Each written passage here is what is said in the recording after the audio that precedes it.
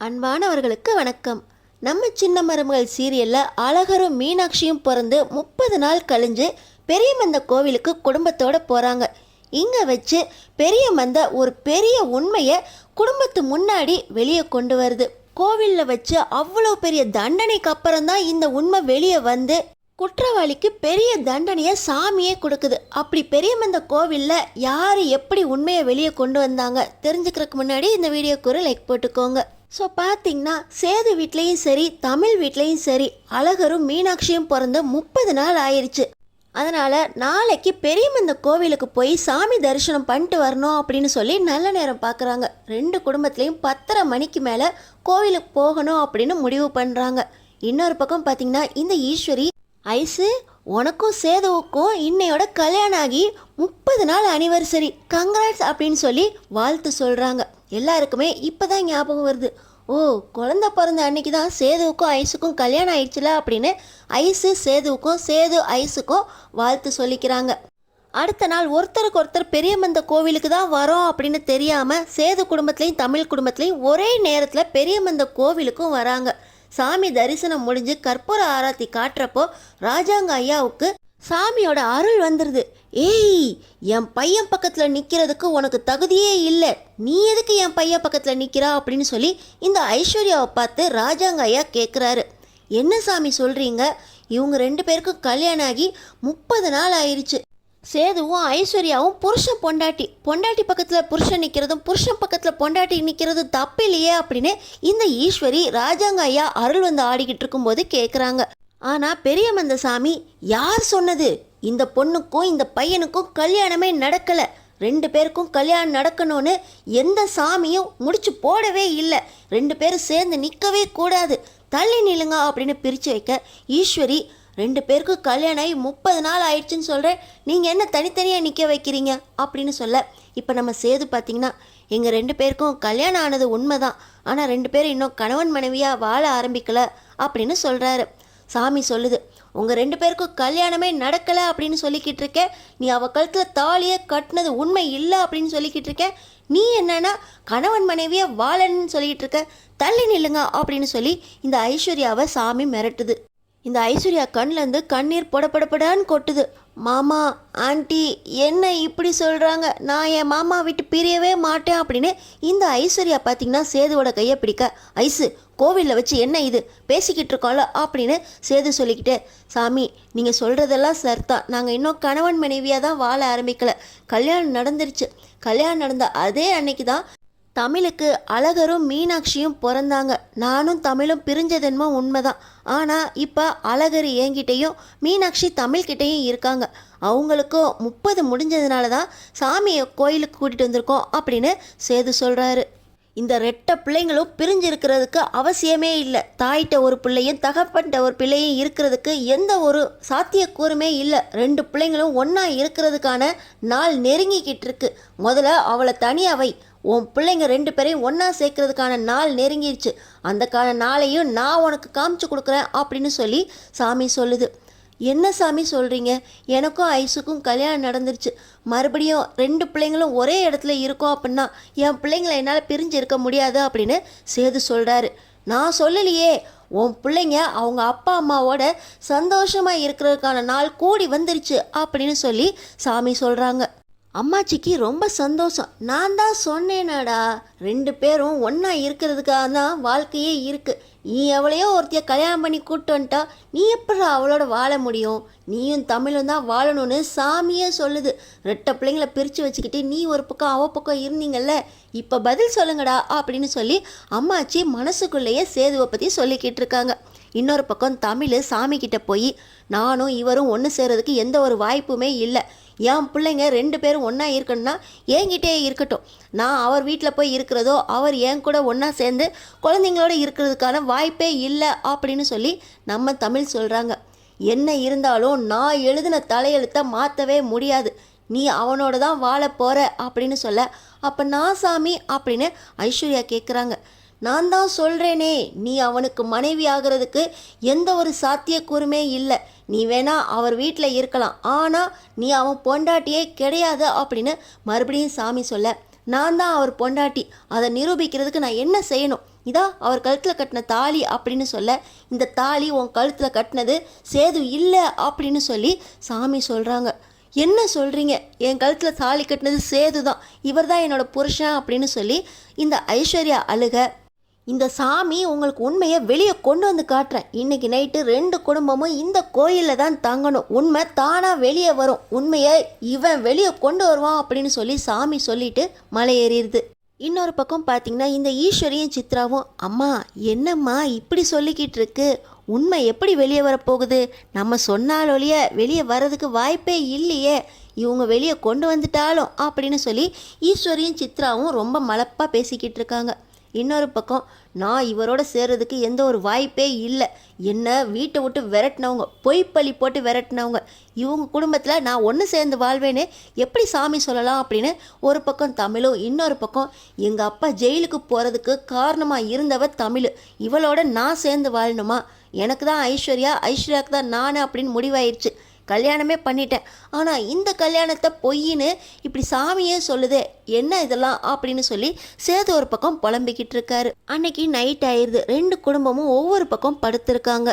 நம்ம தமிழ் ஒரு பக்கம் அழகரையும், நம்ம சேது ஒரு பக்கம் மீனாட்சியையும் வச்சுக்கிட்டு 2 பேரும் ஒவ்வொரு பக்கம் உட்காந்துக்கிட்டு அழகரையும் மீனாட்சியும் ஒருத்தருக்கு ஒருத்தர் பார்த்துக்கிற மாதிரி பக்கத்தில் போட்டு வச்சுருக்காங்க.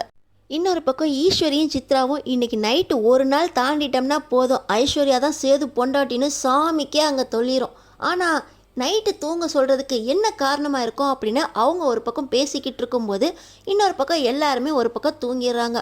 ஆனால் ஐஸ்வர்யாவுக்கு தூக்கம் வரமாட்டேங்குது, புரண்டு புரண்டு படுத்துக்கிட்டு இருக்காங்க. அந்த நேரத்தில் தான் திடீர்னு பெரிய பாம்பு ஒன்று வந்துடுது. பாம்பை பார்த்த உடனே ஐஸ்வர்யா அலற ஆரம்பிச்சிடுறாங்க. தமிழ் அன்னைக்கு பாம்பு வந்துச்சே, என்னை காப்பாற்றினது நீ தான், அதே போல் இன்றைக்கி பெரிய பாம்பு வந்திருக்கா அப்படின்னு கத்திக்கிட்டு இருக்கும்போதே பாம்பு ஐஸ்வர்யா பக்கம் வந்துடுது. ஐயோ பாம்பு பாம்பு அப்படின்னு கத்திக்கிட்டே அங்கேயும் இங்கேயும் ஓடும்போது கழுத்தில் இருக்க தாலியில் பட்டு தாலி அறுந்து விழுந்துருது. இன்னொரு பக்கம் ஈஸ்வரியும் சித்ராவும் இன்னொரு பக்கமாக ஒதுங்கி நின்றுக்கிட்டு, ஏய் தமிழ் பாம்பு பிடிக்க தெரியும்ல, வந்து புடி வா அப்படின்னு சொல்ல குழந்தையா அப்பத்தாட்ட கொடுத்துட்டு நம்ம தமிழ் பார்த்திங்கன்னா அந்த பாம்பை பிடிச்சி, நல்ல பாம்பு தான், நம்ம அதுக்கு ஒன்றும் செய்யாத வரைக்கும் பாம்பும் நம்மளை ஒன்றும் செய்யாது அப்படின்னு சொல்லிட்டு அந்த பாம்பை ஒரு பக்கமாக ஓரத்தில் விட்டுட்டு வந்துடுறாங்க. இப்படி கோயிலுக்கு வந்த இடத்துல பாம்பை பார்த்து பயப்படக்கூடாது, பாம்பை அடிக்கவும் கூடாது. தமிழ் நேரம் ஆயிடுச்சு, எல்லாரும் வந்து படுங்க, பிள்ளைகளுக்கு தூக்கம் வருது பார், கொஞ்ச நேரம் தூங்கட்டும் அப்படின்னு சொல்லி எல்லாருமே நைட்டு ஒரு பக்கம் தூங்க போக சேது பார்த்தீங்கன்னா இப்போ தான் கவனிக்கிறாரு. ஐஸு கீழே ஒரு தாலி கிடக்கிற மாதிரி இருக்கே அப்படின்னு சொல்ல ஐஸ்வர்யா அப்போ தான் கவனிக்கிறாங்க. மாமா என் கழுத்தில் இருக்க தாலியை காணாமம்மா, அது என்னோடது தான் அப்படின்னு சொல்லி ஐஸு அழுகுறாங்க. இந்த ஈஸ்வரிக்கு அப்போ தான் கண்ணில் படுது, இன்றைக்கி ஒரு நைட் தங்க சொன்னது இதுக்கு தானே, இந்த ஐஸு கழுத்தில் இருக்க தாலி நம்ம கட்டினதுன்னு நிரூபிக்கிறதுக்காக அந்த தாலியை தானே அறுத்து விட்டுருச்சு சாமி. இனி சேதுவும் ஐஸ்வர்யாவும் புருஷன் பொண்டாட்டி இல்லைன்னு அவங்க எப்படி சொல்லுவாங்க, தாலி தானே மறுபடியும் கட்டிக்க வேண்டியதானே அப்படின்னு இந்த ஈஸ்வரியும் சித்ராவும் மனசுக்குள்ளே நினச்சிக்கிட்டு, ஐஸு இதை பற்றி கவலைப்படாத, நம்ம கோயிலில் தானே இருக்கோம், காலையில் மறுபடியும் சேது கையாலேயே உனக்கு தாலி கட்ட வச்சுருவோம் அப்படின்னு சொல்கிறாங்க. இன்னொரு பக்கம் பார்த்தீங்கன்னா மறுபடியும் ராஜாங்க ஐயாவுக்கு சாமி அருள் வருது. பொய்த்தாலி அருந்து விழுந்துருச்சா அப்படின்னு சொல்லி சாமி கேட்குது. ஐயா இது நான் இவ கழுத்தில் கட்டின தாலி தானே, பொய்த்தாலின்னு ஏயா சொல்கிறீங்க அப்படின்னு மறுபடியும் சேது கேட்க, இது நீ கட்டின தாலி இல்லை, இதை நான் நிரூபித்து காட்டுறேன் அப்படின்னு சொல்லி இங்கே இருக்க பொம்பளைங்க எல்லாருமே நாளைக்கு ஏன் முன்னாடி தீ மிதிக்கணும். எல்லா பொம்பளைங்களும்னா யார் யார், உன் குடும்பத்தில் இந்த பொண்ணோட ரத்த சம்மந்தப்பட்ட எல்லாருமே தீ மிதிக்கணும். இந்த பொண்ணோட ரத்த சம்மந்தப்பட்டவங்க அவங்க அப்பா அம்மா அப்புறம் இவங்க ஆன்ட்டியும் அந்த சித்ராவும் தானே அப்படின்னு சொல்கிறாங்க. ஆமாம் இந்த 4 பேர் தான் இப்போ இருக்கிறவங்க தீ மிதிச்சா போதும் அப்படின்னு சொல்ல ஐஸ்வர்யா சித்ரா ஈஸ்வரி 3 பேரையும் தீ மிதிக்க சொல்லி சாமி சொல்லுது.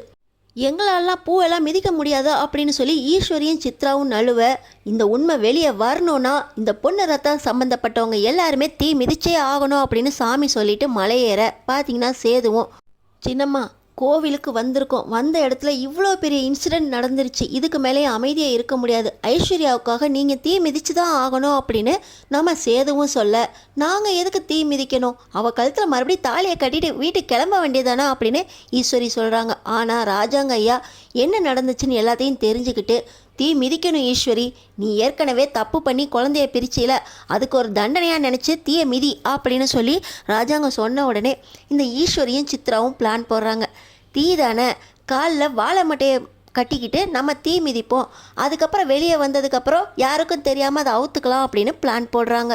இன்னொரு பக்கம் தமிழ், வசந்தி, செல்லப்பாண்டி, தனம் இவங்க எல்லாருமே அதெல்லாம் அவங்க குடும்ப விஷயம், நம்ம கிளம்புவோமா அப்படின்னு சொல்ல, நாளைக்கு காலையில் கிளம்புவோம் அப்படின்னு வசந்தி சொல்கிறாங்க. ஆனால் அப்பத்தா பார்த்திங்கன்னா, நீங்களாம் இங்கே தாண்டி இருக்கணும், இந்த குடும்பத்தில் உங்கள் சம்மந்தமான பிரச்சனை தான் நடக்குது, இவளுக்கும் சேதுக்கும் என்னமோ சம்மந்தமே இல்லாத மாதிரி பேசுகிறீங்க, அவள் கழுத்தில் தாலியே கட்டலன்னு சொல்லுது, அப்போ பொண்டாட்டி நீ தானே, நடக்கிறத என்னன்னு பார்த்துட்டு தான் போகணும் அப்படின்னு சொல்லி அம்மாச்சி சொல்லிடுறாங்க.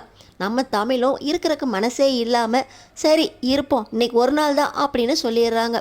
இப்போ பார்த்திங்கன்னா அன்னைக்கு நைட்டு பூமிதி திருவிழா நடக்குது.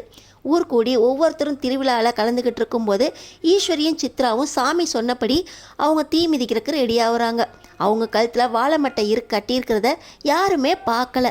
வாழை மட்டை கட்டிக்கிட்டு அவங்க 2 பேருமே பூ மிதிக்க இறங்கும்போது மறுபடியும் சாமி அருள் வந்து, ஏய் என்னை ஏமாத்த பார்க்குறீங்களா, யார் நீங்கள் அப்படின்னு சொல்லி சாமி தள்ளி விட அவங்க காலில் இருக்க வாழை மட்டையை எல்லாரும் பார்த்துறாங்க. என்ன ஆண்டி, நீங்கள் எந்த உண்மையை மறைக்கிறீங்க, எந்த உண்மை வெளியே வரணும்னு சாமி சொல்லுது, நீங்கள் அவங்கள்ட்டையே இப்படி போய் பேசிக்கிட்டு இருக்கீங்களே, சாமிக்கிட்டேருந்து யாராலையும் தப்பிக்க முடியாது அப்படின்னு சொல்லி சேது சொல்ல, இன்னொரு பக்கம் உங்களுக்கு பெரிய தண்டனையாக இவன் கொடுப்பான், பொய் சொல்லி மறைச்சதோடு இல்லாமல் கொடுத்த தண்டனையை ஏற்றுக்காமல் இப்படி என்னையே ஏமாற்ற பார்க்குறீங்களா அப்படின்னு சொல்லி ராஜாங்க ஐயா மேலே இருக்கிற சாமி அருள்வாக்கு சொல்லி இவங்க 2 பேரையும் கையில் இருக்க அருவாவால் வெட்ட வர, நாங்கள் சொல்லிடுறோம் ஐஸ்வர்யா கழுத்தில் இருக்க தாலியை சேது கட்டவே இல்லை, அவனுக்கு புள்ள பிறந்த ஜோரில் கல்யாணத்தை தள்ளி போடலான்னு தான் சொல்லிக்கிட்டு இருந்தான்.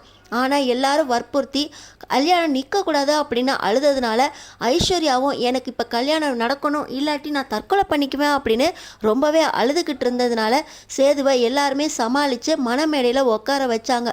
அப்போ கூட சேது எங்கேயோ பார்த்துக்கிட்டு என்ன நினப்பில் இருக்கானே தெரியாமல் தாலியை கழுத்துக்கிட்ட வரைக்கும் கொண்டு வந்தான். ஆனால் கட்டவே இல்லை. இதுதான் சரியான சமயம் அப்படின்னு இதோ இவ நிற்கிறாளே ஈஸ்வரி, இவ தான் கழுத்தில் 3 முடிச்சையும் போட்டான். சேதுவுக்கும் ஐஸ்வர்யாவுக்கும் கல்யாணம் ஆயிடுச்சு அப்படின்னு இத்தனை நாள் வரைக்கும் எல்லாரும் நம்பிக்கிட்டு இருக்காங்க. ஐஸ்வர்யா கழுத்தில் 3 முடிச்சு போட்டு தாலியை கட்டினது இந்த சித்ரா தான். இந்த உண்மை தெரிஞ்சோ இவங்க 2 பேரும் இருக்கட்டும் தான் நான் உண்மையை மறைச்சிக்கிட்டு இருந்தேன் அப்படின்னு இந்த ஈஸ்வரியும் சித்ராவும் மாறி மாறி உண்மையை சொல்லிடுறாங்க. ஐசு, அப்போ நான் உன் கழுத்தில் தாலி கட்டவே இல்லையா? சரிதான் ஐசு, எனக்கு அன்னைக்கு என் குழந்தைங்க மேலே தான் முழு கவனமும் இருந்துச்சு. அதுக்கப்புறம் அப்பத்தான் வந்து குழந்தைய கொடுத்ததுனால அப்போ தான் நிதானத்துக்கே வந்தேன். உனக்கு தாலி கட்டினதையே அப்போ தான் உணர்ந்தேன். கல்யாணம் கட்டிட்டோம், ஆனால் வாழ்க்கையை ஆரம்பிக்க முடியாதேனே இன்னைக்கு வரைக்கும் 2 பேரும் பிரிஞ்சு தானே இருக்கோம். நீ எனக்கு பொண்டாட்டி இல்லை ஐசு அப்படின்னு சொல்லி சேது சொல்லிக்கிட்டு இருக்காரு. இன்னொரு பக்கம் பார்த்திங்கன்னா ராஜாங்க ஐயா, இந்த சாமி உண்மையை ஒத்துக்க வச்சிருச்சா, 30 நாள் ஆனாதான் உண்மை வெளியே வரணும்னு இருக்குது. இதை நீங்கள் உண்மையை ஒத்துக்கிட்டு இருந்தா இவ்வளவு பொய் நாடகம் தேவையில்லைல. இந்த சாமி முன்னாடி நீங்கள் தண்டனையை ஒத்துக்கினதுக்கு நல்லது தான், ஆனாலும் தண்டனையிலேருந்து தப்பிக்கவே முடியாது. நீங்கள் இதே கோவிலில் தான் 30 நாள் கூட்டி பெருக்கி சுத்தம் செய்யணும் அப்படின்னு அருள்வாக்கு சொல்லிட்டு கிளம்ப, இன்னொரு பக்கம் ஈஸ்வரியும் சித்ராவும் நாங்கள் எதுக்கு இந்த கோயிலை சுத்தம் பண்ணணும், எங்களால் இந்த மாதிரி இடத்துலலாம் தங்க முடியாது, இருக்க முடியாது, வேலையும் செய்ய முடியாது அப்படின்னு சொல்ல, எங்கள் வாழ்க்கையை தலைகீழாக மாற்றிட்டீங்கள்ல, என் பிள்ளைக்காக தான் வாழணும்னு நினச்சேன், ஆனால் ஐஸ்வர்யா கழுத்தில் தாலியை கட்டி அவசரப்பட்டுட்டோமே நினச்சிக்கிட்டு இருந்தேன், அதை என்னோட கொலை சாமியே வெளியே கொண்டு வந்துருச்சு அப்படின்னு சொல்லி சேது சந்தோஷமாக, ஐசு நீ உன் வேறு வாழ்க்கையை வாழ பாரு ஐசு, சாமியே சொல்லிருச்சு அப்படின்னு சொல்லி சேது ஐஸ்வர்யாவை சொல்ல, ஐஸ்வர்யா மாமா உங்களோட நான் மனசார வாழ ஆரம்பிச்சிட்டேன், 30 நாள் உங்கள் கூடயும் இருந்துட்டேன், இனிமேல் இந்த தாலி இருந்தாலும் சரி இல்லாட்டினாலும் சரி நீங்கள் தான் என் புருஷன் அப்படின்னு ஐஸ்வர்யா அழுகுறாங்க. இன்னொரு பக்கம் அம்மச்சிக்கு ரொம்ப சந்தோஷம். ஆமாண்டா, எங்கள் பேச்சையெல்லாம் மீறி இவ கழுத்தில் தான் தாலி கட்ட போகிறேன் அப்படின்னு ஒப்புக்கு சொல்லிக்கிட்டு இருந்தீல, இப்போ எப்போ இவளை பொண்டாட்டின்னு சொல்லுவ? அடியே ஈஸ்வரி சித்ரா, உங்கள் வேலையை இந்த கல்யாணத்துலேயும் காட்டியிருக்கீங்களேடி, பொய் தாலி கட்டி நீயா அவளுக்கு புருஷனாக வாழ்ந்துக்கிட்டு இருக்க, போங்கடி போங்க, இந்த கோயிலை சுத்தம் பண்ணி உங்கள் பாவத்தை கழிச்சுக்கோங்க அப்படின்னு அம்மாச்சி சொல்லிக்கிட்டு இருக்க. இன்னொரு பக்கம் ராஜாங்க ஐயா, ஐயா சேது நீ மனசார அந்த பொண்ணுக்கு தாலி கட்டல, ஆனாலும் அந்த பொண்ணை கல்யாணம் பண்ணிக்கிறேன்னு வாக்கு கொடுத்துருக்க, இதுக்கு என்ன பண்ணலான்னு யோசிப்போம் அப்படின்னு ராஜாங்க ஐயா சொல்கிறாங்க. இன்னொரு பக்கம் தமிழ், நீங்கள் அந்த பொண்ணை ஏற்றுக்கிறீங்களோ இல்லையோ, ஒரு பொண்ணுக்கு நீங்கள் பாவம் பண்ணாதீங்க, அந்த பொண்ணுக்கு ஒழுங்காக தாலியை கட்டி புருஷன் பொண்டாட்டியை வாழ பாருங்க அப்படின்னு நம்ம தமிழ் சொல்கிறாங்க. என் வாழ்க்கையே இனிமேல் என் பிள்ளைங்க தான், என் பிள்ளைங்க இருந்தால் போதும், தாலி கட்டிட்டோமே தான் நான் இவ கூட இருந்தேன், இனிதான் சாமியே நிரூபிச்சிருச்சே, எனக்கு ஐஸு வேண்டாம், என் அழகரும் மீனாட்சியோடையும் என் வாழ்க்கை ஃபுல்லாக கழிச்சிருவேன் அப்படின்னு சேது சொல்கிறாரு. பெரியமந்த கோவிலில் வச்ச ஐஸ்வர்யா வாழ்க்கையில் ஈஸ்வரியும் இந்த சித்ராவும் பண்ண மிகப்பெரிய தவறு வெளியே வந்துருச்சு. ஆனால் நம்ம தமிழுக்கு ஈஸ்வரியும் சித்ராவும் பண்ண அந்த பாவப்பட்ட அந்த செயல் இன்னும் வெளியே வரலையே. அது எப்போ வெளியே வரப்போகுது, எந்த சூழ்நிலையில் வெளியே வரும், சாமியே வெளியே கொண்டு வரப்போகுதா தெரிஞ்சுக்கிறதுக்கு நம்ம சேனலை சப்ஸ்கிரைப் பண்ணி தொடர்ந்து பாருங்கள்.